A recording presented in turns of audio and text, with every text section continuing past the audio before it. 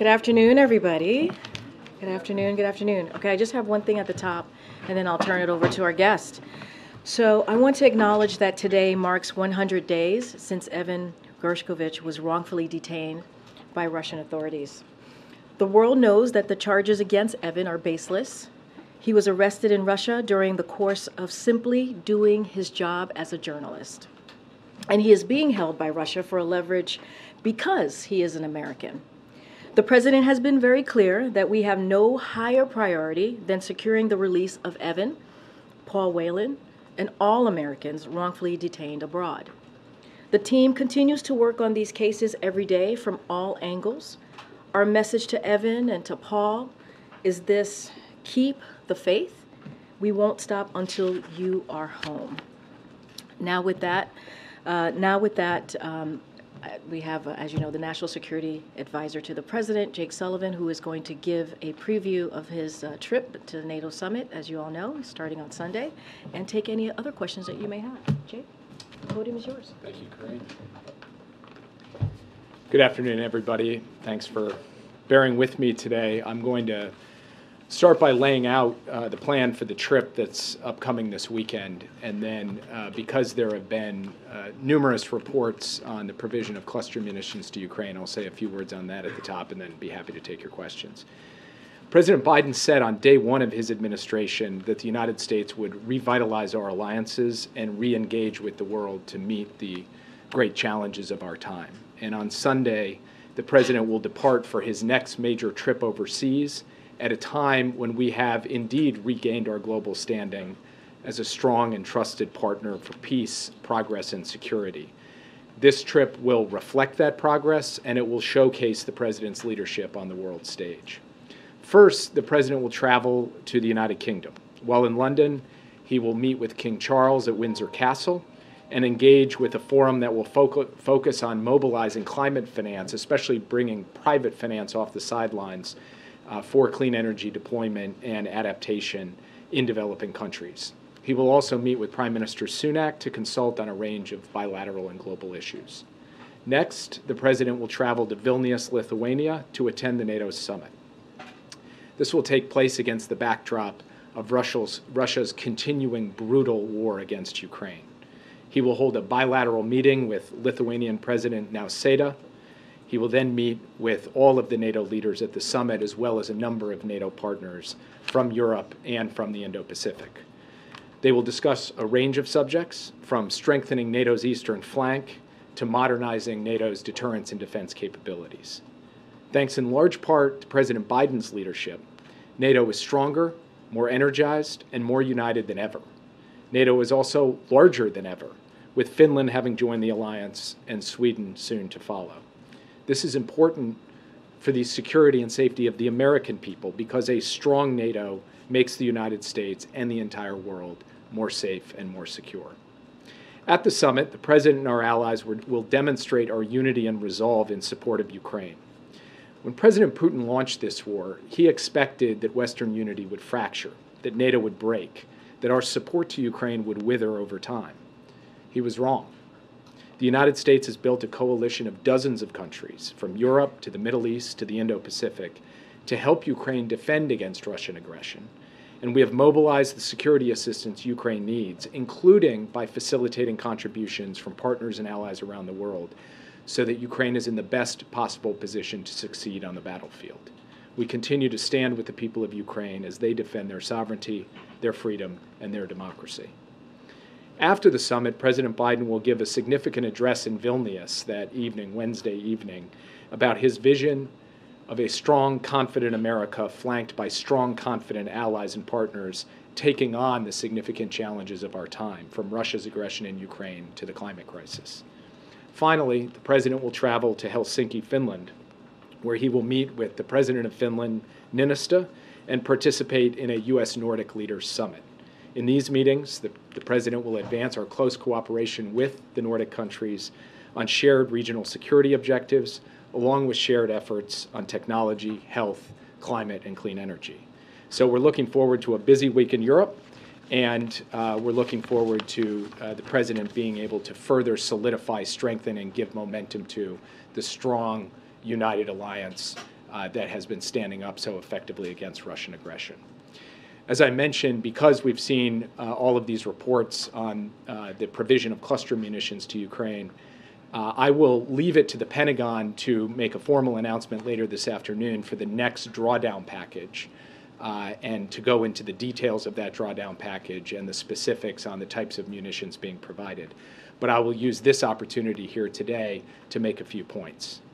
First, we base our security assistance decision on Ukraine's needs on the ground. And Ukraine needs artillery to sustain its offensive and defensive operations.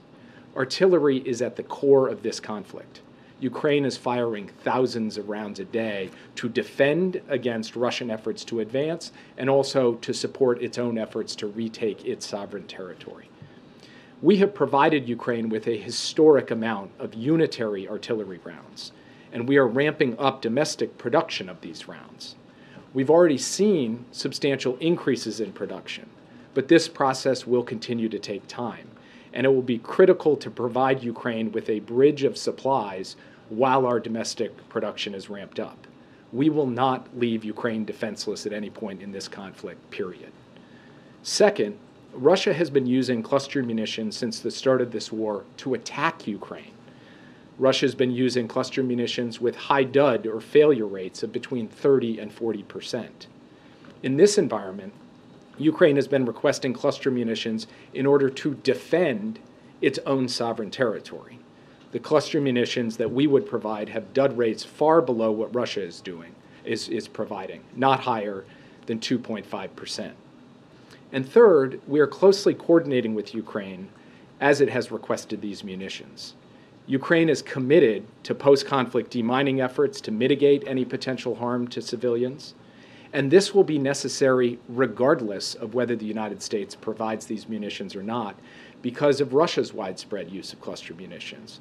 We will have to continue to assist Ukraine with demining efforts no matter what, given the significant use of cluster munitions already perpetrated by Russia. So the bottom line is this. We recognize that cluster munitions create a risk of civilian harm from unexploded ordnance. This is why we've deferred the decision for as long as we could.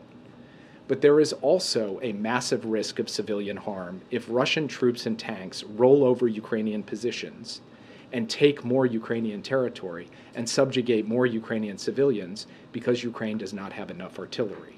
That is intolerable to us. Ukraine would not be using these munitions in some foreign land. This is their country they're defending. These are their citizens they're protecting. And they are motivated to use any weapon system they have in a way that minimizes risks to those citizens. So with that, I would be happy to take your questions. Annie. Thank you so much. Annie Linsky with the Wall Street Journal. I was hoping you could comment on news earlier this week that the Russians may be open to a prisoner swap for Evan Gershkovich. And I also had a question for you about how the uprising by the Wagner Group may, in your view, impact Russia's leaders' willingness or lack of willingness to make a deal that would release Evan. So first, as Karine mentioned before, today is the 100th day of Evan's unjust and unlawful detention. And for those 100 days, President Biden, the entire national security team, our embassy in Moscow, our Secretary of State, myself personally have been invested in trying to bring him home safely. Second, I had the opportunity this morning to meet with Evan's employers at the Wall Street Journal and the personal representatives of his family to talk about the latest status in his case and our efforts to bring Evan home. Third, we did see the comments from the Kremlin that there have been contacts between the U.S. and Russia regarding Evan and other unjustly detained Americans. It is true, and we have said that we remain in contact with Russian authorities at high levels on these cases to try to figure out a way to bring unjustly detained Americans home, including Evan. We have also made clear for months now, even before Evan was detained, as we were dealing with Paul Whelan, that we are prepared to do hard things in order to get our citizens home, including getting Evan home. I do not want to give false hope. What the Kremlin said earlier this week is correct. There have been discussions, but those discussions have not produced a clear pathway to a resolution. And so I cannot stand here today and tell you that we have a clear answer to how we are going to get Evan home. All I can do is tell you that we have a clear commitment and conviction that we will do everything possible to bring him home. With respect to the question of whether the recent actions by Prigozhin and the fallout from that creates new openings or opportunities, I can't say that I have perceived that directly, but of course, this is a story that continues to be written day by day, so we will have to see how things continue to play out in Moscow. In the meantime, we're going to stay laser focused on doing everything we can, both directly with the Russians and then with other allies and partners around the world who are invested in his safe return to try to get him out as soon as possible. Yeah. President Zelensky said the invitation for Ukraine to join NATO would be the ideal outcome from the summit. Why does the administration believe that's not the right approach for the summit? Well, as you know, the United States strongly supports the open door policy, which says that Ukraine and NATO can make a decision together about its pathway towards membership. And Vilnius will be an important moment on that pathway towards membership because the United States, our NATO allies, and Ukraine will have the opportunity to discuss the reforms that are still necessary for for Ukraine to come up to NATO standards. So this will, in fact, be a milestone, but Ukraine still has further steps it needs to take before membership in NATO. So no invitation coming at the summit? Ukraine will not be joining NATO coming out of this summit. We will discuss what steps are necessary as it continues along its path. The cluster munitions, what convinced President Biden this was the right time to do cluster munitions, given the concerns? Did allies express concerns to him?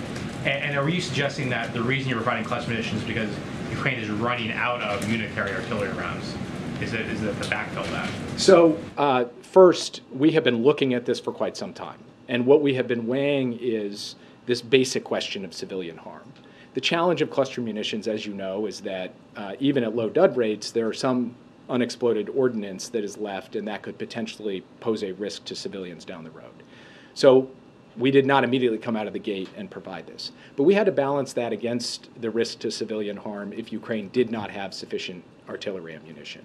We are reaching a point in this conflict because of the dramatically high expenditure rates of artillery by Ukraine and by Russia, where we need to build a bridge from where we are today to when we have enough monthly production of unitary rounds, that unitary rounds alone will suffice to give Ukraine what it needs. So as a result, this is the moment to begin the construction of that bridge so that there isn't any period over this summer or heading into this fall when Ukraine is short on artillery, and being short on artillery, it is vulnerable to Russian counterattacks that could subjugate more Ukrainian civilians. That is the thinking behind our decision. We consulted closely with allies in deciding to do this, and some allies who are not signatories to the Oslo Convention embraced it with open arms, said this is absolutely the right thing to do. Even allies who were signatories to the Oslo Convention, while they cannot formally support something that they've signed up to a convention against, have indicated both privately and many of them publicly over the course of today that they understand our decision and fundamentally that they recognize the difference between Russia using its cluster munitions to attack Ukraine and Ukraine using cluster munitions to defend itself, its citizens, and its sovereign territory. So we feel that this will in no way disrupt the very strong, firm unity that we have heading into the NATO summit in Vilnius next week. Yeah. Thanks, Jake. To follow up on the cluster munitions, last year in March, the U.S. ambassador to the United Nations, she described those munitions as, quote, exceptionally lethal weaponry which has no place on the battlefield. So how do you square those comments with this decision? And secondly, has Ukraine provided you with any assurances or guarantees in terms of their use in civilian areas, that they won't use them within a certain radius of civilian areas, for example? So Ukraine has provided written assurances that it is going to use these in a very careful way that is aimed at minimizing any risk to civilians. And by the way, Ukraine, the democratically elected government of Ukraine, has every incentive to minimize risk to civilians because it's their citizens, it's Ukrainians who they are trying to protect and defend. This is not Ukraine taking these and going and using them in the Middle East or in Southeast Asia or in some faraway land. they're using them on their territory to defend their territory. So we believe that they're highly motivated to do this, and beyond being highly motivated, they have, to directly answer your question, provided these assurances to us. In terms of the ambassador's comments and other comments that have been bandied about, let me just say that the use of cluster munitions by Russia in this conflict is completely unacceptable on multiple counts. First, they are using them to attack a sovereign country in flagrant violation of international law. Second, they are using them specifically to strike after civilian targets, not only military targets, also in flagrant violation of international law. And with this weapon system, as well as other weapon systems, we have identified war crimes committed by the Russians. Third, and critically, there is a big difference between the type of cluster munition being used by Russia and the type that we would provide to Ukraine. As I mentioned before, ours have a maximum 2.5% dud rate. The dud rate of the Russian munitions is between 30 and 40%. And just so I don't get this wrong, I will read it to you. The Department of Defense assesses that during the first year of the conflict alone, Russian-fired cluster munitions deployed from a range of weapon systems have likely expended tens of millions of submunitions or bomblets in Ukraine. And then the final point, I think this is an important point. When I talk about what Russia's doing with cluster munitions, I'm not making an argument which says, they do it, so we'll do it. The argument I'm making is that Russia has already spread tens of millions of these bomblets across Ukrainian territory. So we have to ask ourselves, is Ukraine's use of cluster munitions on that same land actually that much of an addition of civilian harm, given that that area is going to have to be demined regardless? So that is why when we look at the situation today, as opposed to a year ago, and when we look at what Ukraine would be doing with these weapons as opposed to what Russia is doing with these weapons, we see a substantial difference. It doesn't make it an easy decision, and I'm not going to stand up here and say it is easy. It's a difficult decision. It's a decision we deferred. It's a decision that required a real hard look at the potential harm to civilians. And when we put all of that together, there was a unanimous recommendation from the National Security Team, and President Biden ultimately decided, in consultation with allies and partners and in consultation with members of Congress, to move forward on this step. And Jake, are you satisfied with the pace and progress of the Ukrainian counteroffensive thus far?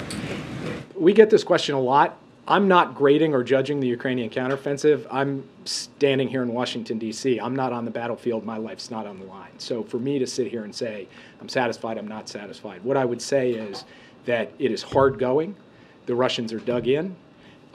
They have thrown a lot of defense in manpower and munitions at this, and the Ukrainians have bravely, systematically been punching and pushing forward and will continue to do so. The Ukrainians also have a substantial amount of capacity. They have not yet committed to this fight. So the story of this counteroffensive is far from written, and we will continue to support Ukraine along the way. Jake, yes. you said that Ukraine provided written assurances for how they would use these munitions. When was that provided? And also, can you just provide more details on what are those assurances? So they provided them in the context of their written requests to us for these munitions. So they reached out and requested them. I couldn't give you the exact date, but some weeks ago. And in doing so, the assurance that they provided was that they intend to use these munitions in a way to minimize the exposure of civilians, so outside of civilian areas and outside of areas that civilians traffic. That is to say, on the battlefield where they are presently both trying to defend their territory and to move forward. Are there specific locations, though, red lines in those assurances, or did the administration advise them, only use these munitions in these specific locations? This is going to be an ongoing conversation because obviously the battlefield is shifting at all times. So it's impossible to set down a map and define this with the level of specificity that maybe your question implies. But it does mean that this conversation needs to be ongoing, just as it is with every other weapon system that we're providing Ukraine. And so far, we have found that when Ukraine provides assurances to the United States about the use of its munitions, it has followed through on that in terms of the limitations and constraints it's placed on those. And we expect the same in this case. And I just want to underscore again, I know I sound like a broken record, but the idea that Ukrainian men and women fighting for the armed forces of Ukraine want to willy-nilly use these things in a way that are going to harm Ukrainian citizens, which is somewhat implied in the questions, I find, at odds with their fundamental desire to protect their countrymen and their willingness to put their lives on the line to protect their countrymen. So that's Prigozhin's location? I do not. Yeah. Follow up on Ukraine, and then I have a second question related to that. Is it the U.S. view that President Zelensky should attend the NATO summit, and how might his presence affect the outcome of the discussions? So we would welcome President Zelensky at the NATO summit. President Biden would welcome the opportunity to meet with President Zelensky at the NATO summit. The NATO summit will dive into the question of NATO's relationship with Ukraine, both the question of its pathway towards future membership and the question of an ongoing partnership that has existed for several years. And there will be important practical announcements in that regard at the summit. So President Zelensky's attendance at it would be very much welcome. With respect to Belarus, I'm sorry, Eastern European nations want NATO allies to beef up their security on the eastern flank, especially with Mr. Prigozhin's expected exile and the Wagner Group's expected exile into Belarus, which shares a border with Lithuania. Is the U.S. planning to announce any new security guarantees at the summit? We have the ultimate security guarantee for Poland and the Baltic states, and it's Article 5 of NATO, and we intend to defend every single inch of NATO territory. We've also put our money where our mouth is in terms of enhanced U.S. deployments in both Poland and the Baltic states, as well as Romania and other Eastern flank allies. I had the opportunity this morning to meet with my counterpart from Poland, the Polish National Security Advisor. The first and main topic of conversation was the evolving threat from Belarus. Both this question of whether Wagner will ultimately end up there, which, by the way, is still very much an open question, and the assertions about potential deployments of nuclear weapons on the territory of Belarus, and the role of Belarus in it and complicity of Belarus in Russia's aggression in Ukraine. These are all things that we have been taking account of going back to the start of this conflict, and we constantly look at everything from the positioning of NATO forces to the pre-positioning of various stocks and ammunition in the eastern flank. That will be a continued discussion at Vilnius, but this is an evolving picture, and so I don't think Vilnius is going to be the place where we put the final storyline down. It will continue to evolve as we go forward. Thanks, Jake. Does the U.S. support eliminating the need for Ukraine to fulfill a membership action plan that essentially establishes benchmarks they have to meet to qualify for NATO membership? So we're looking at that question. That is an active discussion among allies right now, whether Ukraine has in fact moved beyond the need for MAP. I won't get ahead of where leaders will end up at the summit, but that's under active consideration. Yeah. Just one on a bilat with Erdogan. Is this going to be a pull-aside that the president is planning to have, or will this be like a full-blown bilateral meeting to discuss Sweden's NATO membership? I don't have anything to announce today, but I think you can expect that President Biden and President Erdogan will talk in Vilnius in exactly what format that takes remains to be seen. Yeah. Two questions. First on the munitions.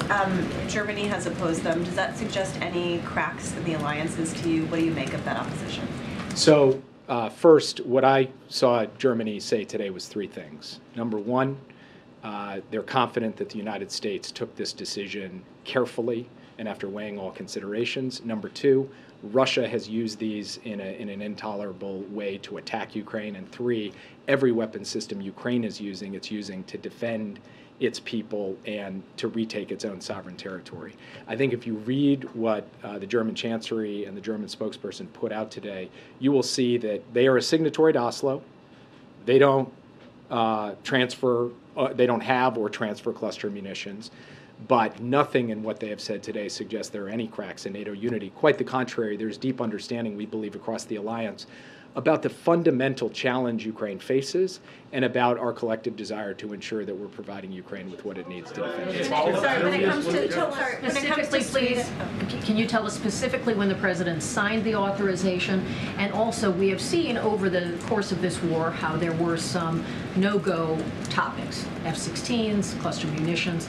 Both of those are moving forward.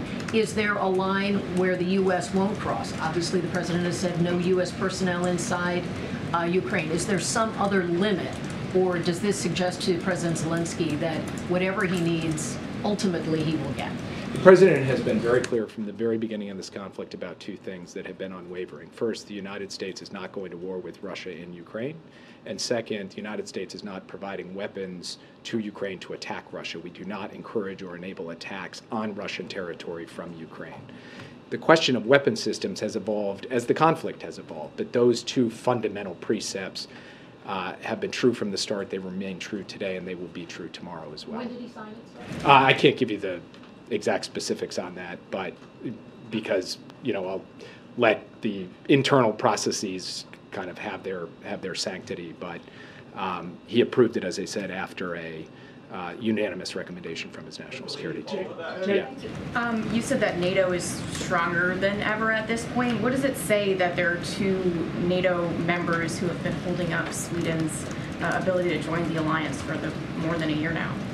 So the last NATO ally to come into the alliance before Finland, I believe it was Montenegro, and I think it took something like 19 months for them to come in.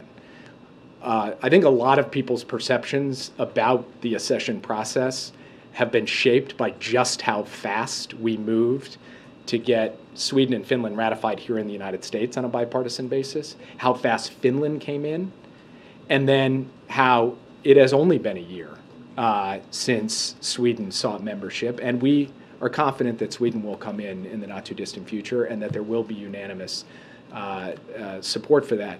And then I would go beyond that to say, in terms of what it says about NATO's strength, here you have two historically non-aligned countries who for decades did not join NATO, seeking to join NATO.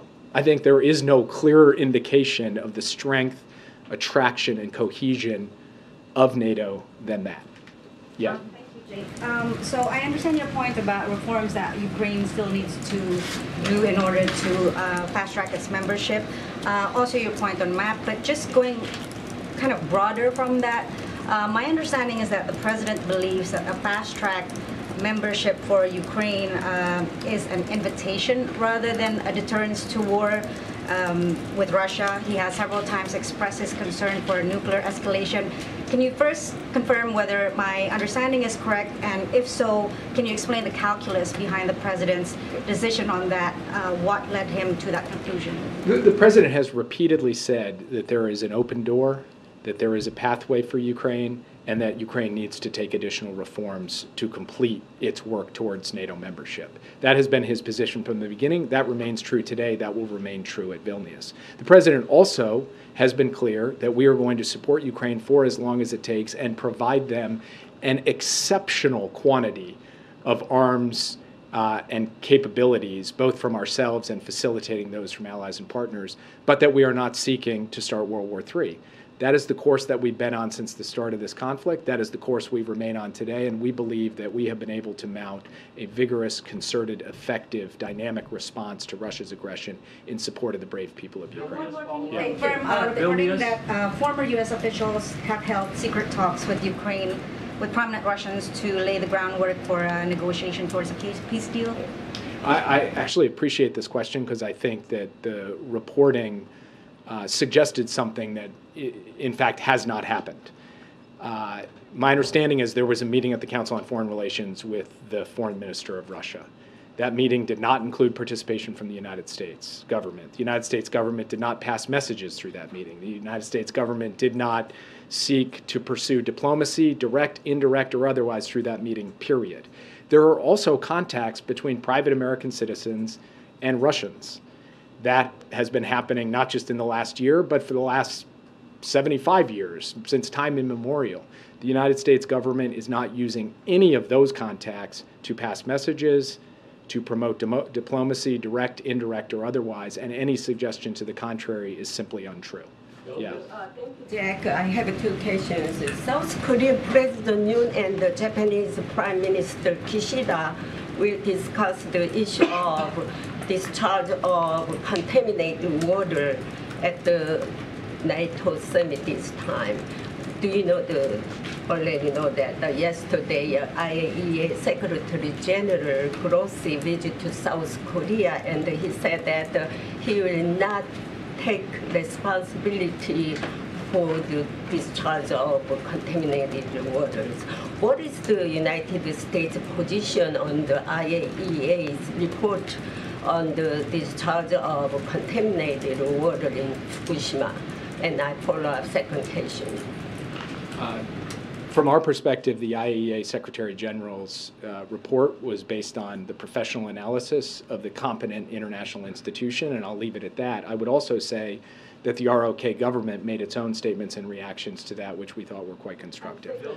Yeah. US and South Korea NCD meeting, nuclear conservative group meeting, will be held in Seoul very soon, this month. Do you have any contents of this meeting? Who will gonna be attending this meeting? I don't have anything to announce today. I will say, though, that I spoke with my South Korean counterpart last evening to discuss preparations for that meeting.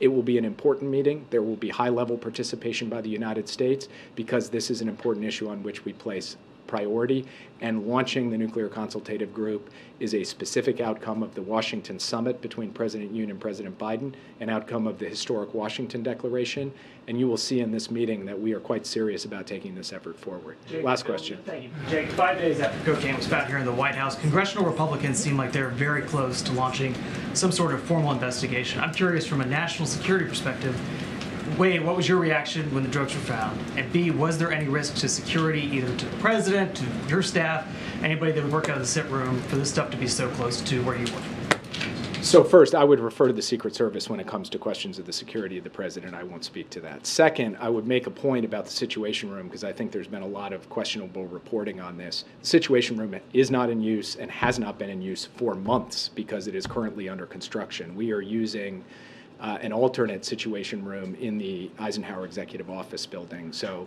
the only people coming in and going out of the sit room in this period have been workers who are getting it ready to go. By the way, it's on time and on schedule to be back on station here in the not too distant future. But no, there was no issue with the Situation Room relative to this.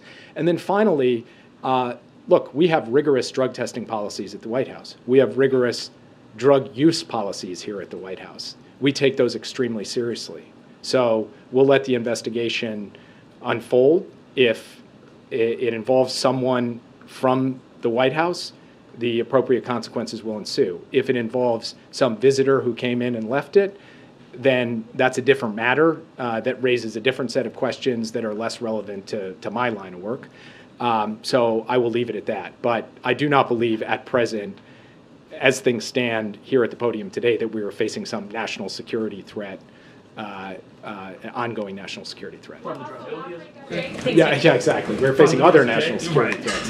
NATO Secretary. Yeah, last one. Thank you, Jake. NATO Secretary General Stoltenberg said after his meeting yesterday that there is good progress towards Sweden joining NATO, but there are still gaps. So how would you assess the likelihood at this point of an agreement on Sweden's NATO membership? I will make no predictions. I will just say that President Biden had the opportunity to meet with the Swedish Prime Minister here in Washington to express his solidarity with Sweden for its application for membership. We believe that Sweden should be in NATO as soon as possible, and we would love to see it happen at Vilnius.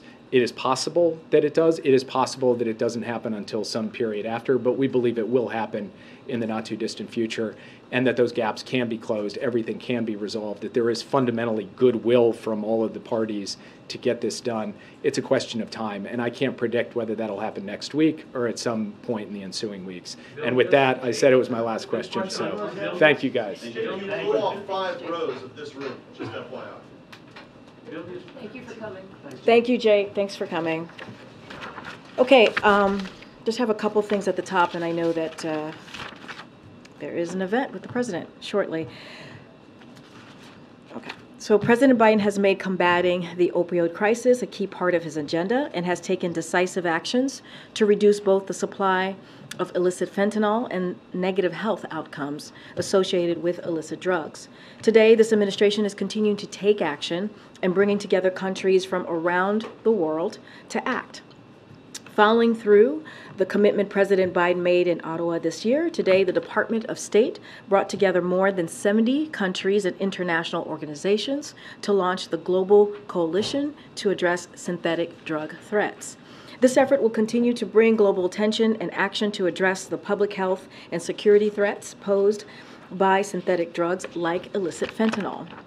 And another thing that I wanted to add, as I just mentioned, we're going to go see the president shortly for his event. So as it relates to what he's going to announce, you heard the president talk about Bidenomics and how he's growing the economy from the middle out and bottom up, not top down, not the trickle down economics as we have seen. So this afternoon, the president will talk about new actions to further cut costs for American families. First, we're cracking down on junk insurance. New proposed rules would close loopholes the previous administration took advantage of that allow companies to offer misleading insurance plans and trick consumers into junk plans. Next, we're going to after surprise medical bills. We're going to go after this, after these surprise medical bills. Under this administration, we've taken action to prevent 1 million surprise medical bills every month. Today's new guidance prevents abuse of those protections. Finally, we're taking action to stop unfair medical debt. For the first time in history, the Consumer Financial Protection Bureau, HHS, and Treasury are looking into medical credit cards and loans to see if companies are adhering to consumer protections. And then later today, as well, you'll hear from President Biden on these new steps, not later today, but in just like 30 minutes or so, to deliver on his promise to cut costs for families. That is really a big part of what Bidenomics is, to make sure that we're lowering costs for American families and also that we have an economy that works for everyone. This morning, as you all learned, 209,000 jobs were created last month for a total of 13.2 million jobs created since President Biden took office. We've regained all the jobs lost during the pandemic and created nearly 4 million more jobs. That includes over 1.5 million jobs in manufacturing, construction, and research and development.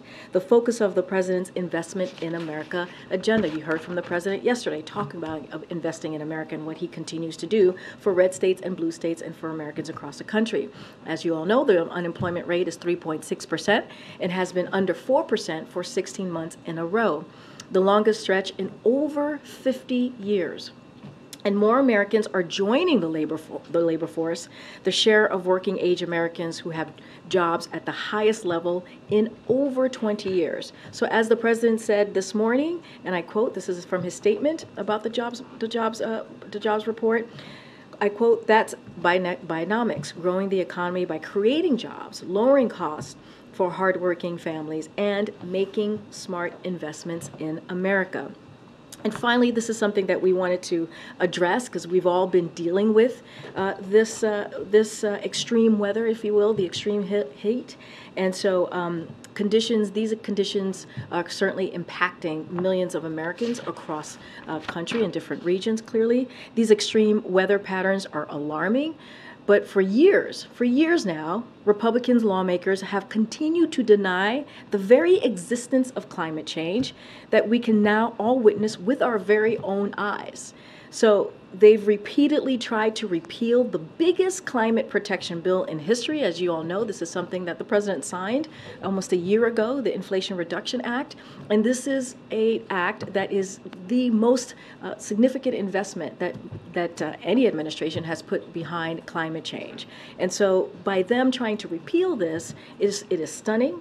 It is absurd, and it is dangerous, just by what we have seen these past couple of days. So as a senator, as now president, the president was one of the first members of Congress to take real action against climate change, and he will continue to charge forward on the most ambitious climate agenda to date. He is investing in our nation's electric grid and accelerating clean energy deployment so we can reduce pollutants and bring clean energy jobs and manufacturing back to America. In the meantime, federal officials are proactively inspecting over 70 high-risk industries in areas under a heat warning or advisory to protect workers. And next week, we'll be announcing additional actions to protect communities from extreme heat. I do not have a week ahead because you just heard from the National Security Advisor give a very extensive and detailed week ahead of the president's trip in Europe at NATO summit, so I don't have anything else to share beyond what he shared with you all today. Go ahead, Chris. I wanted to get White House's thoughts on the jobs report. Is White House concerned that it came in lower than expectations, or do they view this as a good thing, given that a cooling job market may mean less inflation and less pressure to raise rates? How are you kind of gauging that? Yeah, no, it's a good question. It's certainly not going to talk about interest rates, as you know. That is something for the Fed to deal with, and certainly we allow them to have their independence as it relates to any monetary decisions that they have to make. But over the past 3 months, we've averaged about 244,000 jobs, a solid pace, a strong labor market, and a solid gain at this point in the economic expansion as we're looking at especially the last 2 years. And just to quote what the president wrote, his op-ed in the Wall Street Journal just last May, if average monthly job creation shifts in the next year from current levels of 500,000 to something closer to 150, it will be a sign that we are successfully moving into the next phase of recovery, as this kind of job growth is consistent with unemployment rate and a healthy economy. Thanks, Karine. A quick question on the jobs report as well.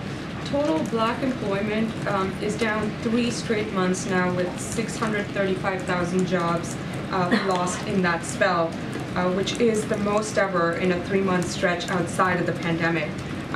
Is that a setback for the administration, and do you have a comment? So I'll just remind you that under this administration back in April, you saw the unemployment rate hit a record low at 4.7%, and that was just a couple months ago. Again, under this administration. Look, this data certainly particularly is volatile, and that is something that we understand. So it's most useful to measure in a quarterly basis over 3 months instead of one to smooth out noise, right? Because this one is a little bit more noisy.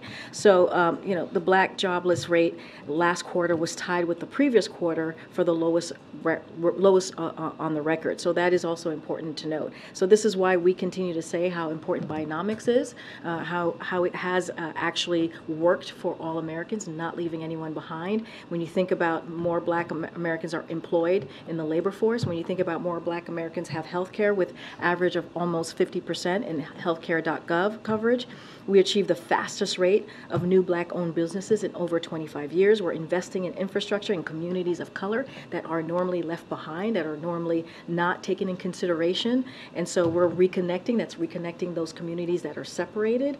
And we're closing the digital divide for black Americans because of the bipartisan infrastructure legislation when you think about broadband. So all of these things are part of comes out of part of the president's key signature pieces of legislation that clearly are into law now, and that we're implementing. So there is an effort to make sure that we continue to do the bottom up, middle out, and not do this trickle down economy.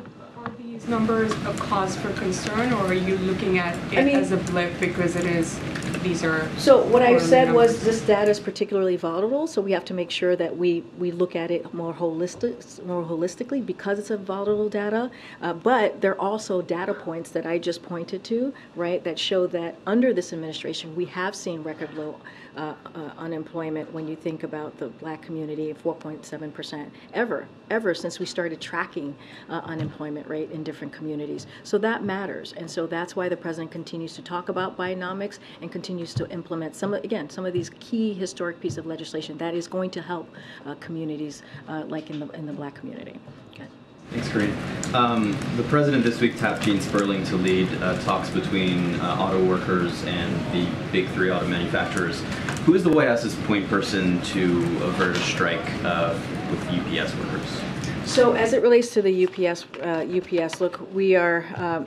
And I say this all the time, the president respects collective bargaining, and he respects that process. He believes an agreement negotiated between the parties involved is the best possible solution. So we're going to remain optimistic. We're going to certainly remain to be consistent in how we see this. I don't have any information on increased administration involvement, but certainly we remain in contact with both parties. Okay, so no specific point person from the White House? I just don't have anything. I don't have a specific point person, but we, of course, are in touch with both parties. And then what are you guys developing in terms of potential contingency plans? Because this UPS strike, if it happens, would have massive implications across the country. It's understood that FedEx and USPS would not be able to handle all of the packages that UPS handles if the strike goes forward. So is there anything the White House is doing to prepare for that possibility at the end of the month?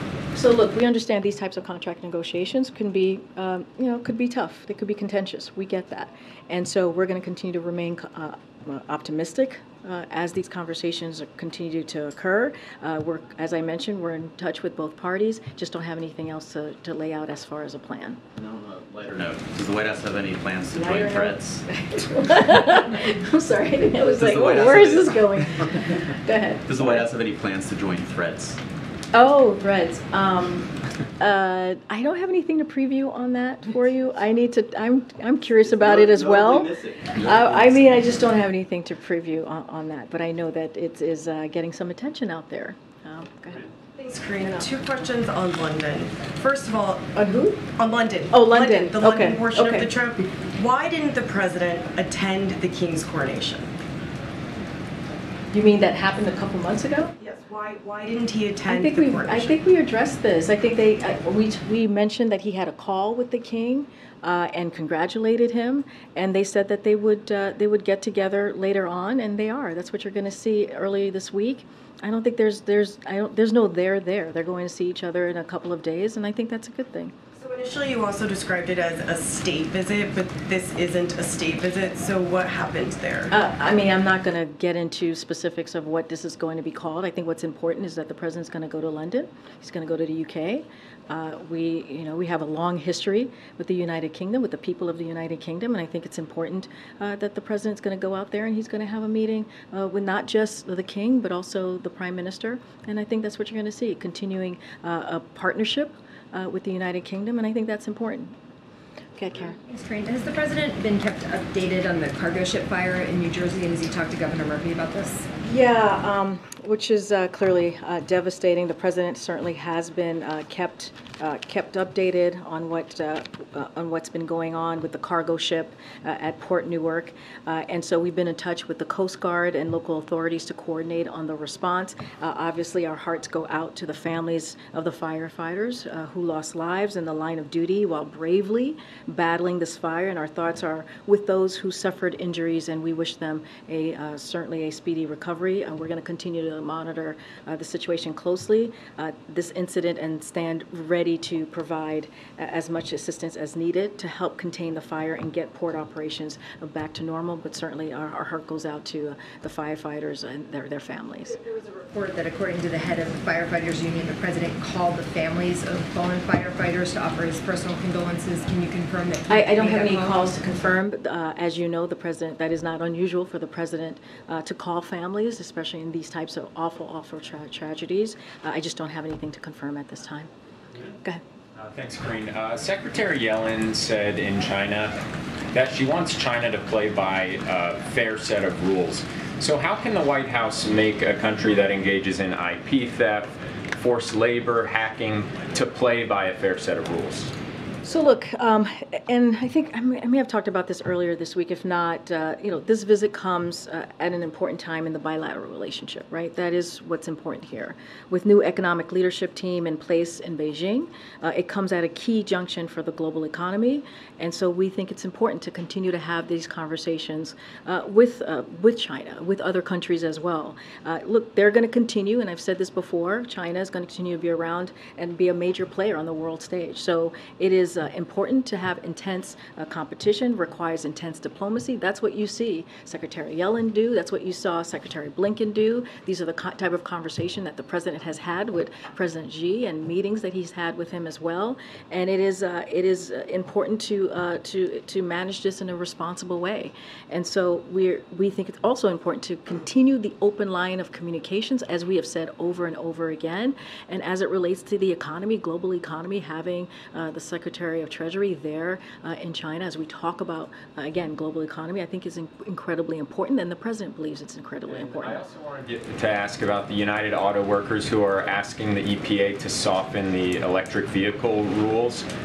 Is that something that the administration would consider?